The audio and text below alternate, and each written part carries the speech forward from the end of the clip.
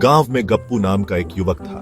गप्पू बहुत ही आलसी और बेवकूफ था, लेकिन उससे भी ज्यादा उसे शेख ही बघारने की आदत थी। वह रोज गांव में घूम घूम कर अपनी झूठी कहानियां सुनाता रहता।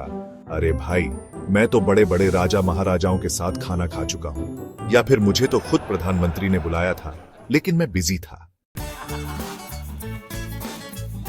गांव वाले उसकी बातों पर हंसते थे, लेकिन कोई उसे गंभीरता से नहीं लेता था।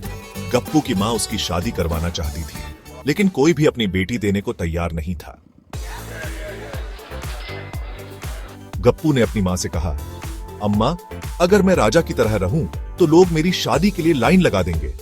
उसकी मां ने जवाब दिया, तू राजा कैसे बनेगा? तेरे पास तो काम करने तक का मन नहीं है। गप्पू ने दृढ़ता से कहा, देखना अम्मा, मैं ऐसा खेल खेलूंगा कि पूरी दुनिया मुझे राजा समझेगी। गप्पू ने गांव के दर्जी से एक पुरानी शाही पोशाक उधार ली, जिसे उसने अपने दोस्त रमुआ से चमकाकर नया जैसा बनवा लिया। फिर उसने एक बड़ी मूठ चिपका ली और अपने 4 दोस्तों को नौकर बनाकर गांव में निकल पड़ा।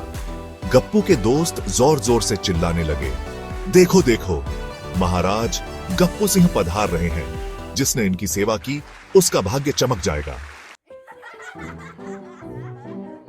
गांव वाले चौंक गए। उन्हें लगा कि सच में कोई राजा आया है। गांव के मुखिया ने गप्पू को तुरंत अपने घर बुलाया और खूब खातिरदारी की। गप्पू ने बड़े ठाठ से खाना खाया और राजा की तरह बात करने लगा। हमारे राज्य में सब अच्छा चल रहा है, पर हमने सोचा कि अपने बचपन के गांव को देखने आ जाए। गांव वाले तो गप्पू को पहचान भी नहीं पाए, क्योंकि उसने अपना नाम बदलकर गजेंद्र प्रताप सिंह रख लिया था।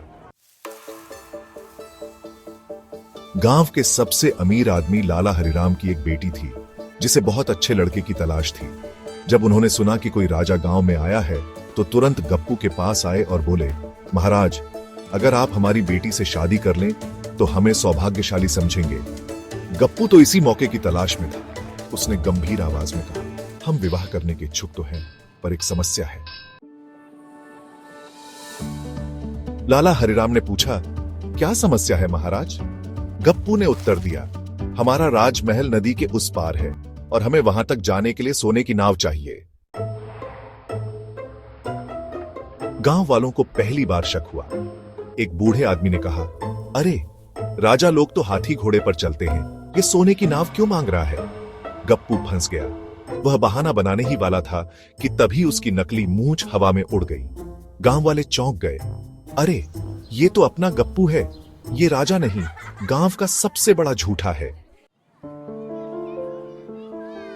गप्पू के दोस्तों ने जब यह देखा तो चुपके से भाग निकले। अब गप्पू अकेला बचा था। गांव वाले हंस हंसकर लौटपोट हो गए और उसे पकड़कर गड्ढे पर बैठाकर पूरे गांव में घुमाया। लाला हरिराम ने भी गुस्से में कहा, जा रे गप्पू, अब तू जिंदगी भर कुंवारा ही रहेगा। गप्पू सिर झुकाए भाग गया और तब से उसने कभी झूठी शेखी नहीं बघारी। किसी गांव में मक्खन लाल नाम का एक आदमी रहता था। वह बहुत ही आलसी था, लेकिन उसकी ख्वाहिशें राजा महाराजाओं जैसी थीं।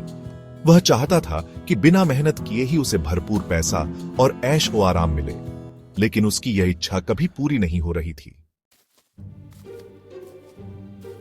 एक दिन मक्खन लाल जंगल में घूम रहा था कि अचानक उसे एक बूढ़ा साधु मिला। साधु ने कहा, बेटा, तुम बहुत परेशान लग रहे हो, क्या कोई समस्या है? मक्खन लाल ने तुरंत अपनी सारी परेशानी साधु को बता दी। बाबा, मैं मेहनत नहीं करना चाहता, लेकिन मेरे पास सब कुछ होना चाहिए।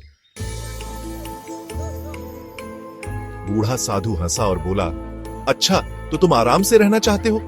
ठीक है, मैं तुम्हें एक जादुई खटोला, चारपाई देता हूं। जब भी तुम इस पर बैठोगे और कहोगे, ए खटोले उड़ चल, तो यह तुम्हें जहां चाहोगे वहां उड़ा ले जाएगा। मक्खन लाल की आंखें चमक उठी।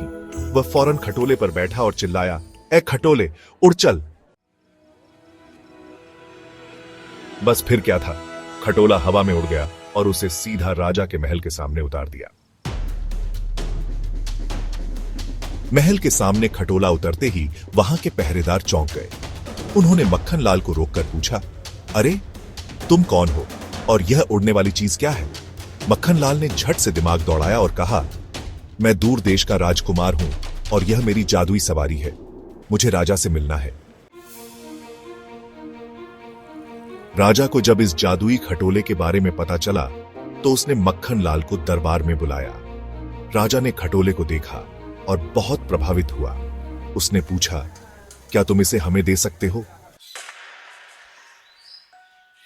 मक्खन लाल तो पहले ही आलसी था। उसने सोचा कि राजा से कुछ बड़ा इनाम मिल सकता है। वह बोला, महाराज, मैं इसे आपको दे सकता हूं, लेकिन बदले में मुझे आपका आधा राज्य चाहिए। राजा को गुस्सा आ गया। तू मेरे आधे राज्य की मांग कर रहा है? तुझे सजा मिलनी चाहिए। मक्खन लाल घबरा गया, लेकिन तभी उसके दिमाग में एक और चालाकी सूझी। उसने जल्दी से खटोले पर बैठकर कहा, ए खटोले, उठ चल। खटोला झटपट उड़ गया और राजा के सैनिक देखते रह गए। अब मक्खन लाल को अपनी असली ताकत का एहसास हुआ। उसने सोचा कि इस खटोले की मदद से वह बड़े बड़े महलों और अमीर लोगों के घरों में चोरी कर सकता है। उस रात वह एक बड़े सेठ के घर गया और चुपचाप खटोले से छत पर उतर गया। वहां से उसने एक संदूक भरकर सोना और चांदी चुरा लिया और फिर से खटोले पर बैठ गया। ए खटोले, उठ चल। धीरे धीरे मक्खनलाल गांव का सबसे अमीर आदमी बन गया। लोग उसे देखकर हैरान होते कि वह बिना कोई काम किए इतना धनवान कैसे हो गया।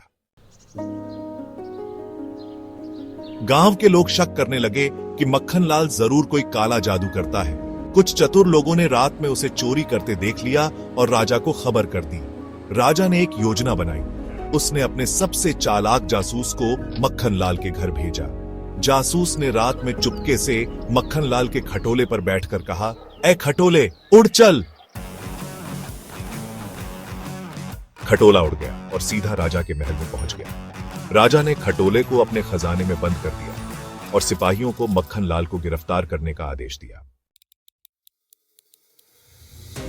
जब मक्खनलाल को सिपाहियों ने पकड़ा तो उसने बहुत मिन्नतें की। महाराज, मुझे माफ कर दीजिए, मैंने गलती की, अब कभी चोरी नहीं करूंगा। राजा ने हंसते हुए कहा, अगर तू मेहनत से काम करता तो तुझे यह दिन नहीं देखना पड़ता। अब तुझे सजा के तौर पर पूरे महल की सफाई करनी होगी और मेहनत करनी पड़ेगी। मक्खनलाल के पास कोई और चारा नहीं था। उसने सफाई का काम शुरू किया और धीरे धीरे उसे समझ में आ गया कि मेहनत से ही असली सुख मिलता है। आलसी बनने और शॉर्टकट से अमीर बनने की कोशिश करने वालों का हाल मक्खनलाल जैसा ही होता है। मेहनत से कमाया हुआ ही असली धन होता है।